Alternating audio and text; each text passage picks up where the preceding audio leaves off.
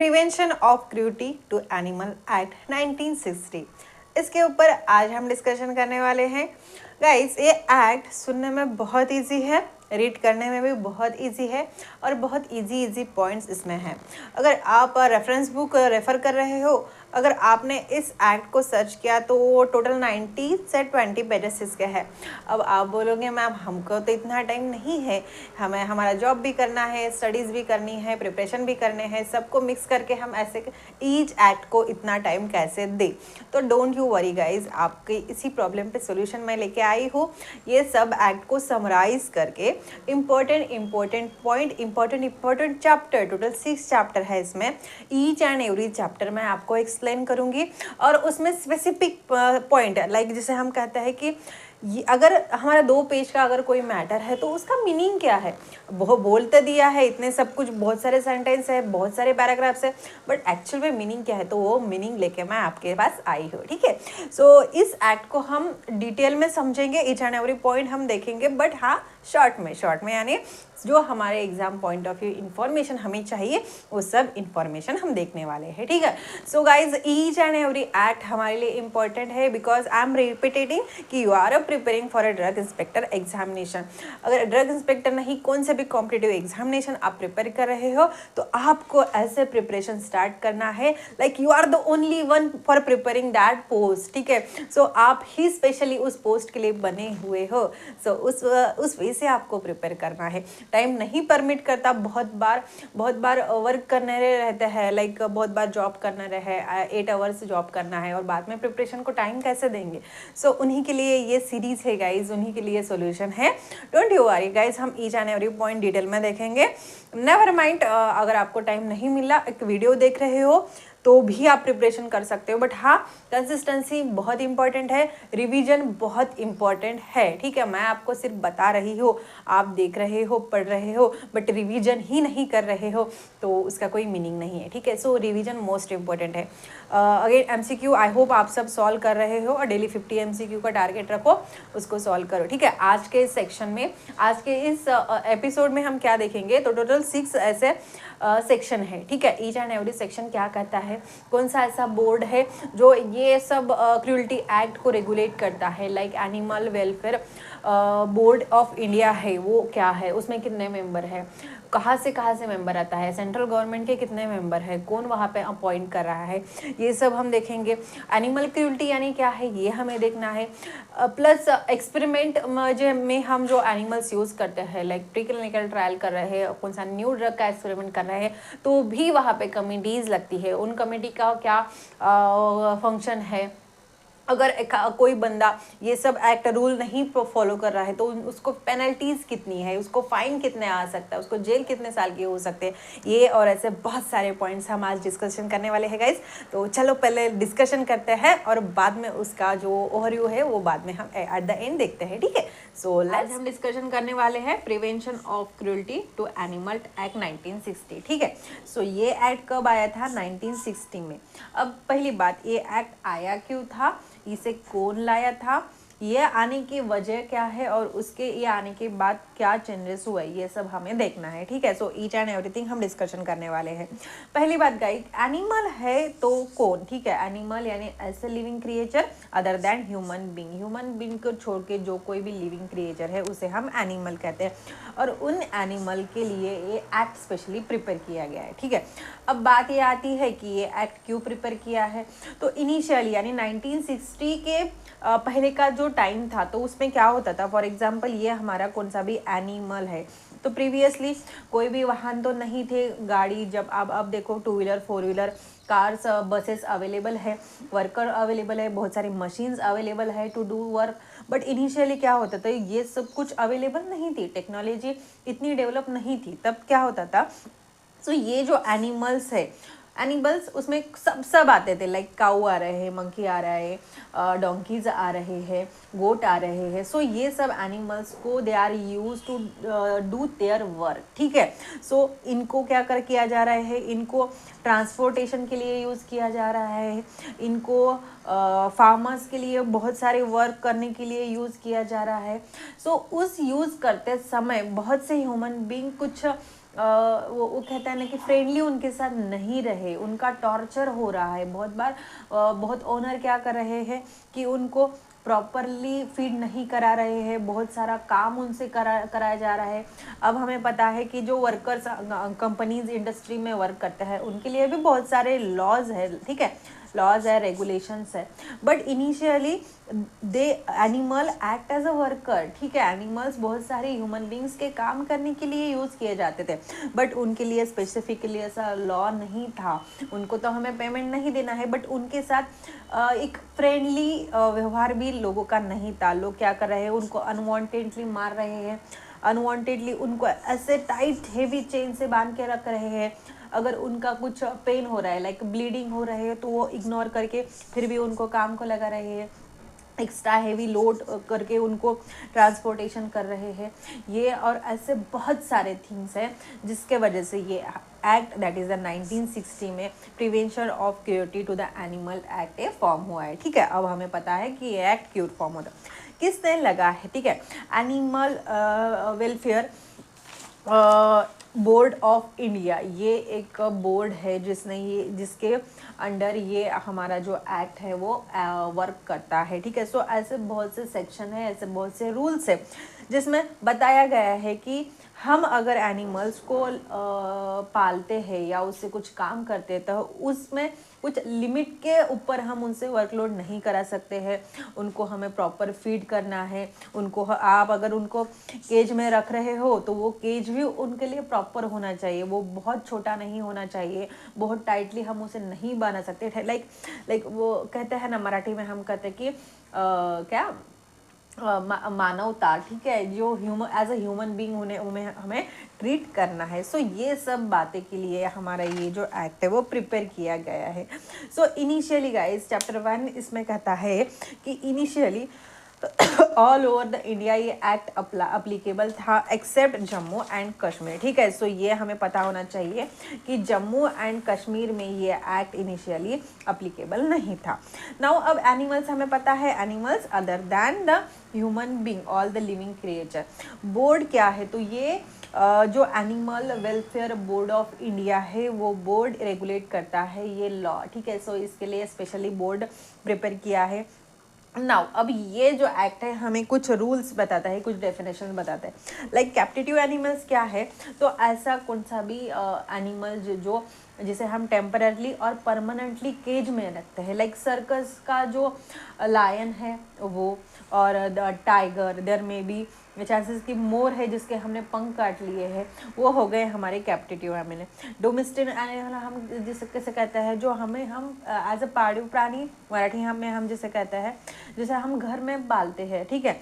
अब बहुत बार क्या होता है कि ये जो एनिमल्स है वो एनिमल्स को जो स्पेशली माइल्ड एनिमल्स है, जो दूध देने वाले जो एनिमल्स है, उनके लिए उनको क्या किया जाता था कि फोर्सफुली उनको मिल्क सिक्रेशन के लिए स्टिमुलेट किया जाता था, ठीक है। सो फीमेल्स जो माइल्ड एनिमल है, जो दूध देने वाली जो एनिमल्स है, उसमें गाय भी आती है, गोट भी आता है। सो उनको क्या करते थे कि उनको उनके जो ऑर्गन्स है उनमें अनवांटेडली एयर फिलअप किए जाते थे, उससे क्या होता था कि जो उनका मिल्क सिक्रेशन है वो इंक्रीज होता था, ठीक है।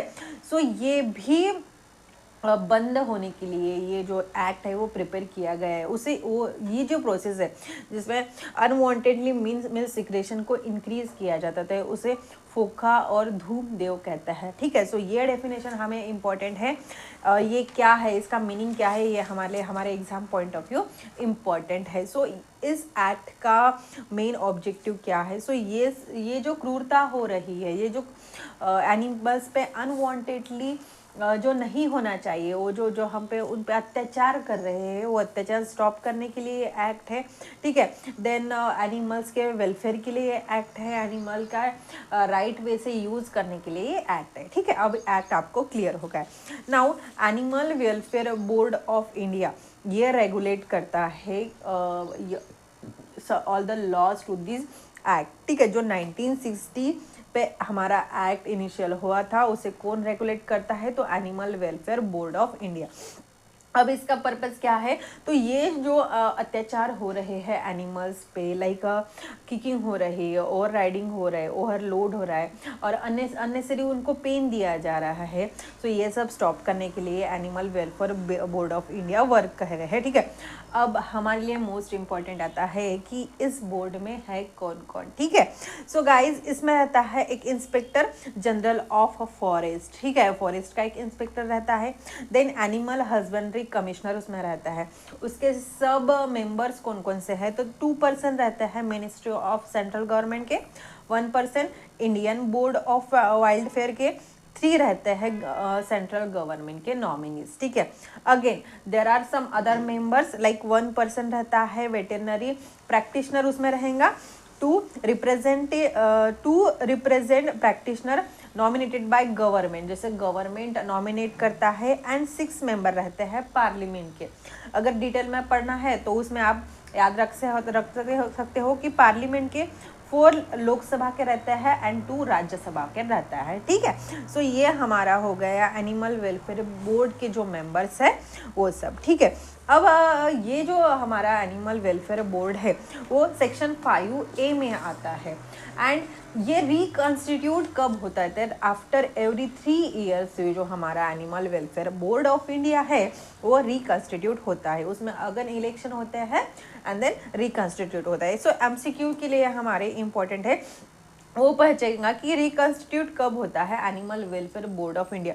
वो बहुत बार ऑप्शन देगा 3 years, 5 years, 2 years, 1 years, but अब क्या होगा है कि हमें पता है कौन सा भी बोर्ड जो है वो 5 ईयर्स के लिए रहता है। सो यहाँ पे हम 5 ईयर्स को क्लिक करके आ जाएंगे और नेगेटिव मार्क्स लेंगे, but the right answer is 3 years. Okay, so main function क्या है ये animal welfare board of India का, टू प्रोटेक्ट द एनिमल, जो अनवांटेडली उसको पेन दिया जा रहा है, उस पर जो अत्याचार हो रहे हैं उस सबको स्टॉप करने के लिए। ठीक है, सो इस सब में यही है क्या, तो नहीं, इसमें जो हमारे हम एनिमल पे एक्सपेरिमेंट्स करते हैं, लाइक प्री क्लिनिकल ट्रायल करते हैं वो भी है, बहुत बात रिलीजन के नाम पे बलि दी जाती है वो भी उसमें इन्वॉल्व है। ठीक है, so each and everything they are discuss and control on that board. ठीक है, अब फंक्शन क्या है, जो लॉज उन्होंने प्रिपेयर किया है उस लॉज को मेंटेन करना है and advise the central government regarding to the animal welfare. ठीक है, अब क्या हो रहा है कि ट्रीटिंग एनिमल क्रूडली, अब बहुत चैप्टर 3 में बताया गया है इस एक्ट के। चैप्टर 1 है गाइज डेफिनेशन, चैप्टर 2 है जिसमें हमें बोर्ड के बारे में इंफॉर्मेशन दी है, चैप्टर 3 इस एक्ट का है जिसमें हमें ट्रीटिंग एनिमल क्रूडली, यानी कौन कौन से कंडीशन आते हैं जिसे हम कहते हैं कि एनिमल्स को क्रूडली ट्रीट किया जा रहा है, एनिमल्स के साथ अनवांटेडली बिहेव हो रहा है। सो उसमें किकिंग आता है, मैंने अभी कहा है, फॉर एग्जांपल एनिमल है, मुझे अब ड्राइंग तो मैं नहीं निकालूंगी परफेक्ट क्योंकि उसमें बहुत सारा टाइम चला जाएगा। सो फॉर एग्जांपल ये एनिमल है जिसे हम वर्कर के लिए यूज़ किया है, कि काम के लिए जिसे हम यूज़ करते हैं। सो उसमें अगर हम बहुत हैवी ओवरराइड कर रहे हैं, उसे अनवांटली किक कर रहे हैं, मार रहे हैं, ओवरलोड कर रहे हैं, अनवांटली उसे पेन दे रहे हैं, चाबुक से मारा जा रहा है, बहुत सारा वजन भी डाल रहे हैं और उसे फास्ट चलने के लिए मारा भी जा रहा है। सो ये भी उसमें आता है कि keeping animal in a cage, like उसे ऐसे केज में बंद रखा है जिसकी साइज बहुत छोटी है, उसके लिए वो नहीं फिट हो रहा, उसे प्रॉपर तुम फीड नहीं दे रहे हो, उसे प्रॉपर वाटर नहीं दे रहे फॉर अ ड्रिंक। ठीक है, सो भी ये भी आता है। अगर उसे हेवी चेन से टाइटली बांधा जा रहा है तो वो भी उसमें आता है। अगर ये सब करते हुए अगर कोई भी बंदा मिला तो उसे पेनाल्टी क्या रहेगा, तो पेनाल्टी 1000 रुपये और इम्प्रिजमेंट फॉर 2 ईयर, 2 साल की उसे जेल हो सकती है। तब के लॉ में है, अब तो फाइन इंक्रीज हो चुका है। ठीक है, अगर कोई पर्सन फोका और धूमदेव कर रहा है, फोका और धूमदेव क्या है, जो मैंने अभी एक्सप्लेन किया है कि दूध देने वाली जो एनिमल्स है उसको अनवांटली फोर्सफुली स्टिमुलेट किया जा रहा है to increase the secretion of a milk. ठीक है, सो उसके लिए 1000 रुपये फाइन रहेंगे और 2 साल की जेल भी हो सकती है। ठीक है, अब ये हो गया हमारा चैप्टर नंबर 3। अब चैप्टर नंबर 4 क्या कहता है गाइज इस लॉ का, तो एक्सपेरिमेंट ऑन एनिमल। ठीक है, अब ये तो हो गए कि जो एनिमल्स है, डोमेस्टिक एनिमल्स है और जिसके हम काम करने के लिए यूज़ किए जाते थे उनके लिए लॉ है। बट ये लॉ सिर्फ उनके लिए है क्या? तो नहीं, जो एक्सपेरिमेंट के लिए हम प्री क्लिनिकल ट्रायल के लिए और एनी ड्रग टेस्टिंग के लिए जो एनिमल्स यूज़ किए जाते हैं like right, rat, mouse, rabbits, ये सब यूज़ किए जाते हैं, उनके लिए भी लॉज एंड रेगुलेशन है। अकॉर्डिंग टू दिस एक्ट जो 1960 में फॉर्म हुआ गया, वो एक्ट क्या करता है? There should be one committee to check the experiment. ठीक है, जब हम एक्सपेरिमेंट करते हैं लाइक प्री क्लिनिकल ट्रायल करते हैं तो हमें परमिशन लेनी पड़ती है, राइट? ठीक है, सो जब हमें वो परमिशन मिलते हैं उसके साथ वो हमें एक कमिटी भी अपॉइंट करती है। जब हम एक्सपेरिमेंट परफॉर्म कर रहे हैं तो वो कमिटी चेकआउट करेंगे कि इज़ दैट रियली आप वो एक्सपेरिमेंट जो बताया है वो ही कर रहे हो, आप अनवांटेडली एनिमल को कुछ पेनफुली तो नहीं कर रहे हो, आप अननेसेसरी उसे पेन नहीं दे रहे हो और अननेसेसरी उसे इंज्योर नहीं कर रहे हो। सो ये सब चेक करने के लिए वो वन कमेटी रहते हैं। ठीक है, power to entry and inspect, उस कमेटी को क्या रहता है कि पावर रहता है कि एक्सपेरिमेंट कभी भी चालू है, वो कभी भी इंस्पेक्ट कर सकता है, वो कभी भी चेकआउट कर सकता है और वो रिपोर्ट सबमिट कर सकता है गवर्नमेंट के लिए।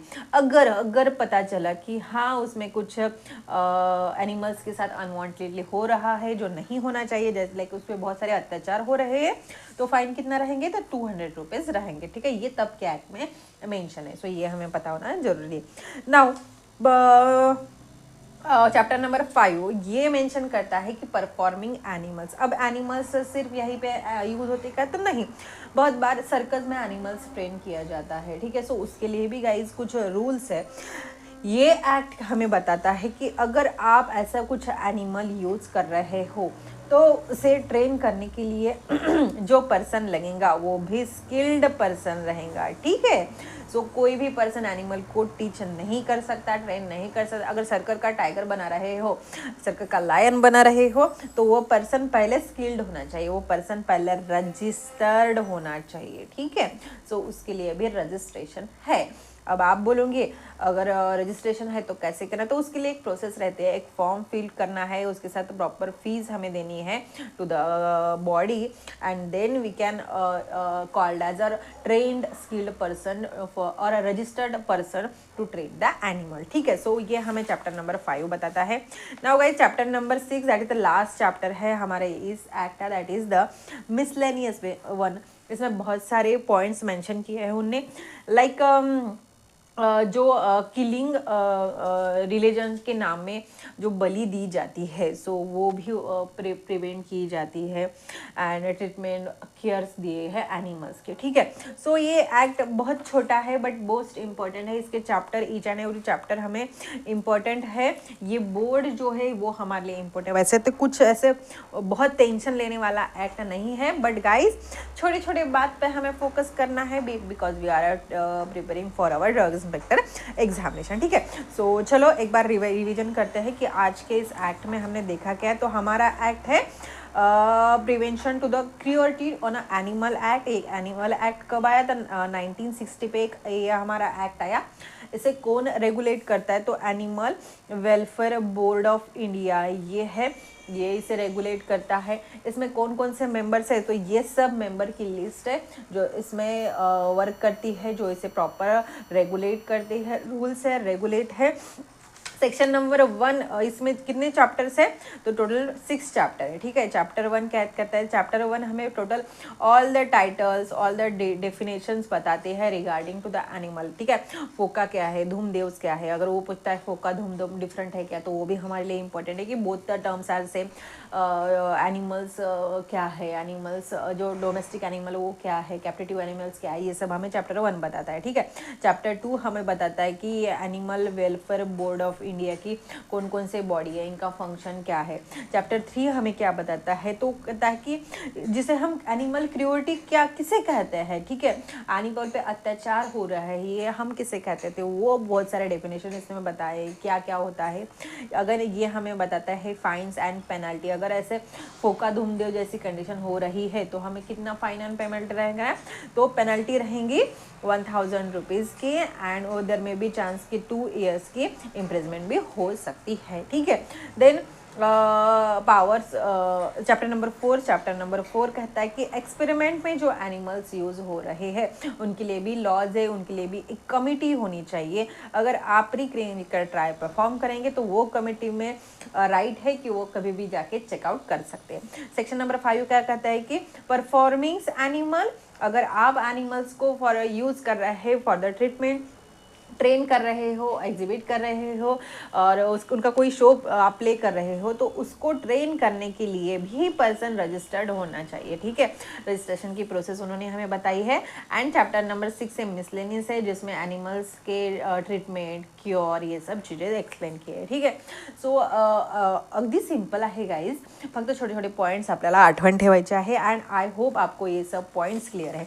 Again let's moving to our main. So I hope guys आपको एक्ट अच्छे से समझ आ चुका है। ठीक है, so again I am repeating कि अगर आपको पीडीएफ चाहिए तो आप मुझे कमेंट कर सकते हो। ये नोट्स कौन से रहने वाले हैं जो मैं ये यूज़ कर रही हूँ, जो मैंने खुद के प्रिपेयर किए हैं बुक्स रीड करके, वो मैं आपके लिए प्रोवाइड कर सकती हूँ, बट कब, जब आप मुझे कमेंट करेंगे। ठीक है, सो अगर चाहिए तो कमेंट करो, मैं आपको डिस्क्रिप्शन बॉक्स में लिंक अवेलेबल कर दूंगी और टेलीग्राम चैनल पे सेंड कर दूंगी।